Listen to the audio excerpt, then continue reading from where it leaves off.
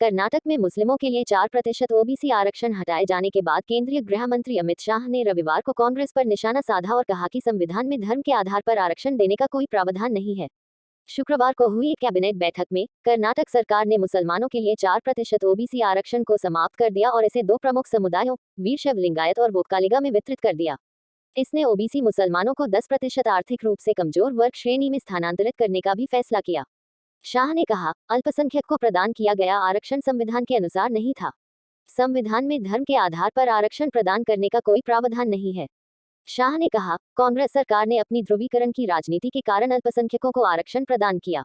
Bharatiya Janata party Bhajpa ने उस आरक्षण को समाप्त कर दिया और वोक्कालिगा और लिंगायत समुदायों को आरक्षण प्रदान किया। कांग्रेस की ध्रुवीकृत राजनीति पर हमला बोलते हुए शाह ने कहा कि वोट बैंक के लालच में कांग्रेस ने आजादी और हैदराबाद मुक्ति के शहीदों को कभी याद नहीं किया। शाह ने कहा, कांग्रेस की ध्रुवीकरण की राजनीति के कारण वोट बैंक के लालच में उन्होंने स्वतंत्रता और हैदराबाद मुक्ति के लिए खुद को बलिदान करने वाले लोगों को कभी याद नहीं किया। अगर सरदार पटेल नहीं होते तो हैदराबाद को कभी आजादी नहीं मिलती, बीदर को भी आजादी नहीं मिली होती, अमित शाह ने कहा। शाह ने गोरता गांव में लोगों के बलिदान पर भी प्रकाश डाला, जो कथित रूप से एक क्रूर निजाम की सेना द्वारा 2.5 फुट ऊंचे तिरंगे की मेजबानी के लिए मारे गए थे और कहा, इस गोरता गांव में क्रूर निजाम की सेना द्वारा सैकड़ों लोग मारे गए थे, सिर्फ 2.5 फुट लंबा तिरंगा फहराने के लिए। आज मैं गर्व से कहता हूं कि उसी जमीन पर हमने 103 फुट ऊंचा तिरंगा फहराया है, जो किसी से छुपा नहीं रह सकता।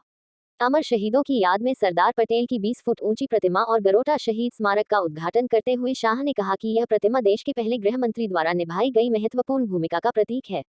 उसी भूमि पर उन अमर शहीदों का एक स्मारक बनाया गया है। सरदार पटेल की यह 20 फीट ऊंची प्रतिमा हमारे पहले गृह मंत्री द्वारा निजाम को हैदराबाद से बाहर निकालने में निभाई गई महत्वपूर्ण भूमिका का प्रतीक है।